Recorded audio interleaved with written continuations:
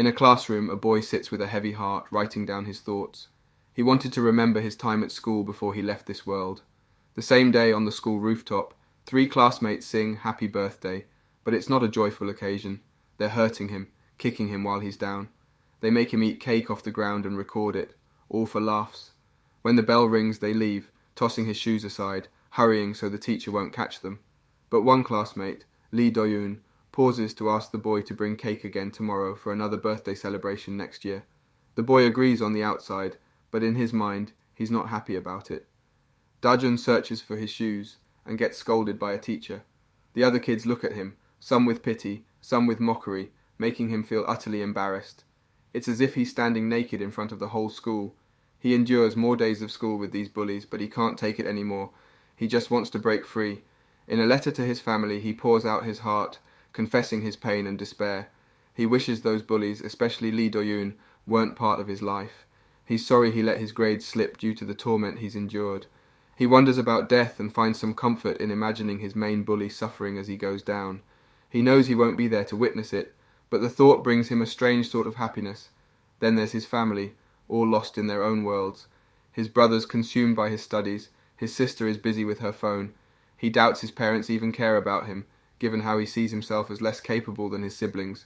Before he goes, he wants to share his final wishes. At home, they sit for dinner, each in their own bubble. His brother is all about studying, not even noticing the boy's distress. When the boy tries to speak, his father brushes him off, more concerned about the TV. But the news on TV catches their attention. It's about a school tragedy. A student, fed up with bullying, has committed a horrible act, taking the lives of 7 classmates. The police reveal his identity as he faces the public, surrounded by questions and cameras. He said he wasn't a killer and explained why he did what he did. He went through tough times that pushed him to extremes. He listed the people who hurt him, no longer seeing them as human. He talked straight into the camera, speaking to others who suffered like him. He believed it was time to stop asking for forgiveness because no one cared about them. He told them to take charge and do whatever they had to do to survive. He said if they didn't want to die, they might have to take a life. Dajun stared at the TV, feeling like the person was talking to him. Before we continue, take a moment to answer the question of the day. Do you like school setting in Manhwa? Comment down below for a chance to be shouted out. Now back to the recap. The press conference paused as the boy got upset. People argued about the case when they found out the one responsible was also a victim. Dajun's dad disagreed with what the boy did, not focusing on the bullying. But deep down, Dajun agrees with the boy. Why was he the only one suffering? That night he read about hurting others and pictured himself doing it. But he also thought about the consequences and knew he couldn't do it. He didn't want to feel this way. He just wanted a normal life. He wished someone else would do it. He didn't want to die at the hands of Do-yoon. So he found tools and stabbed his pillow. He swore he wouldn't be the one to die. It would be Do-yoon. He kept telling himself that. The next day in class he started to think he could do it another time. As long as the bullies left him alone, he wouldn't need to act. But then they hit him, wanting him to bring a cake for his upcoming birthday. Dajun felt anger rise and touched his pocket, searching for something sharp. He wondered if now was the right moment. Should he hurt the leader first or just Do-yoon? He had practiced and was sure he could do it, but when he finally held the object in his hands, the boy waiting for an answer touched his shoulder, causing Dajun to look up. As he looked into the boy's eyes, he realized he couldn't do it. It was like Pavlov's dog, an experiment in which a dog was repeatedly fed after hearing a bell, and as a result the dog started salivating just by hearing the bell. In his case, after years of being beaten, he had developed a conditioned fear. Everything happened just by looking at his face. Fear started in his neck and then paralyzed his whole body. The entire plan he had formed in his head vanished. Seeing that he had brought nothing, Do-yoon started hitting him, and the boy simply hid the object he had intended to use as a weapon. He hated himself. The boy kept hitting him, warning him that he wouldn't escape easily, that they would have a party, and he had to follow them after school. After classes, the boys went to a building under construction. When they arrived, there were some cans of drinks, soda, alcohol, bags of chips, and instant soups. The boy put his arm around Dajun's shoulder, telling him to cheer up because he had something better prepared for him. Dajun refused because he had never drunk before, but declining was not an option. Do-yoon started preparing a special drink in a glass, not only adding the mentioned items, but also some used socks, dirt, and a bit of saliva. The boy had to drink it all or they would hit him. When Dajun tried to refuse, he received a slap and had to muster the courage to drink it. The others laughed and started recording, but he couldn't bear it for long and ended up vomiting. The leader signaled the other two to fetch more things and drinks while he continued to torment the boy for throwing up his mixture. Dajun felt really dizzy and sick, but the bully made him drink from the bottle. Dajun had had enough. He decided he couldn't take it anymore and sprinted away, breaking the bottle in his haste.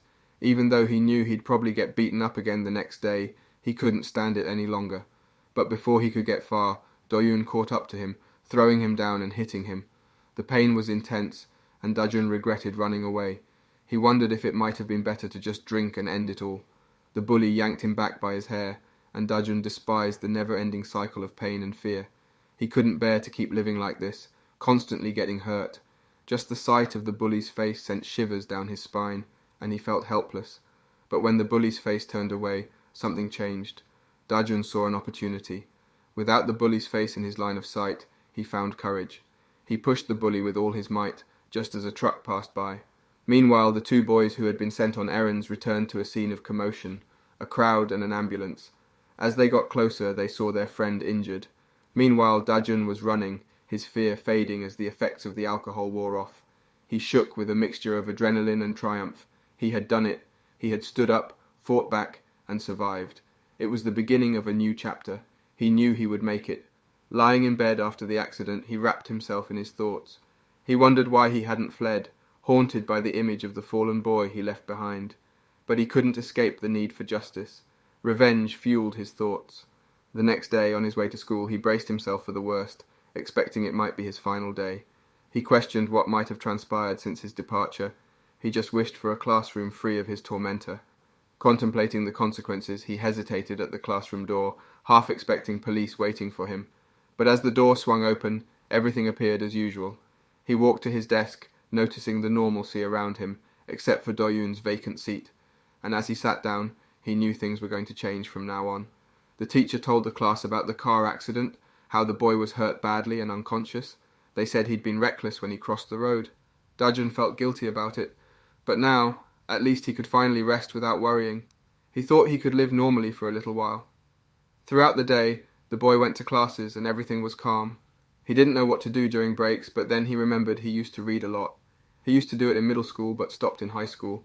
As he read, tears came out, and a kid teased him. They mentioned seeing him with Lee Do-yoon the day before, but it didn't go further than that. The classroom felt different to him. They used to bother him, even when the main bully wasn't there. But now, it felt like they didn't want to fight anymore. Even the other bullied kids seemed relaxed. The room was peaceful without Lee Do-yoon. Just when he started thinking he might be okay and not get caught, a police car drove into the school. Everyone made jokes, but Dajun was worried. A bit later, a boy came to get him from class. In the teacher's lounge, a police officer put handcuffs on him.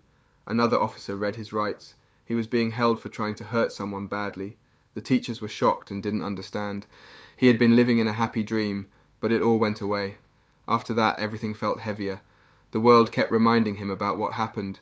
He went to trial and they said he was guilty, but because he had been bullied a lot and had been drinking when it happened, he got probation for 2 years. They said he didn't really have a choice because they made him drink alcohol, but he still wasn't happy. Later, at a school meeting, they told him he was kicked out. When he left, other students asked him questions. They wanted to know if he would keep studying and why he didn't go to a special school. He just looked at the ground. Even though the things they said bothered him, he thought things would be better once he got home, or at least that's what he hoped. Once at home, his father kicked him out. He didn't want to see him again. None of his family members even bothered to see him. Dajun was shattered, but there was nothing he could do, so he left home crying. The night couldn't get worse, but it started to rain, and Dajun just walked without knowing where to go. Why did he have to go through all this when he just wanted a normal life? Now, he had nothing. When he crossed an alley, Lee Do-yoon's friends were waiting for him, and they started beating him together. The boy felt that his body couldn't take it anymore, and he couldn't even escape. There were too many of them.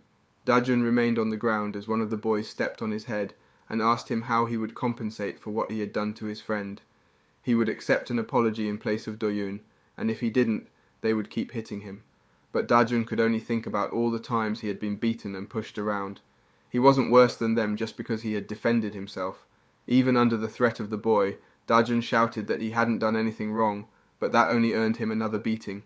The boy fiercely hit our protagonist, who remained stretched out on the ground. Dajun managed to touch an object with his fingers and grabbed it. It was a brick, which he used to defend himself, and the aggressor fell to the ground. But the boy kept hitting him again and again, while the other men watched. Dajun would no longer feel guilty. He knew what he had to do to get out of that mess and survive. He had to kill. What will happen next? Find out next time by staying tuned for our future recaps.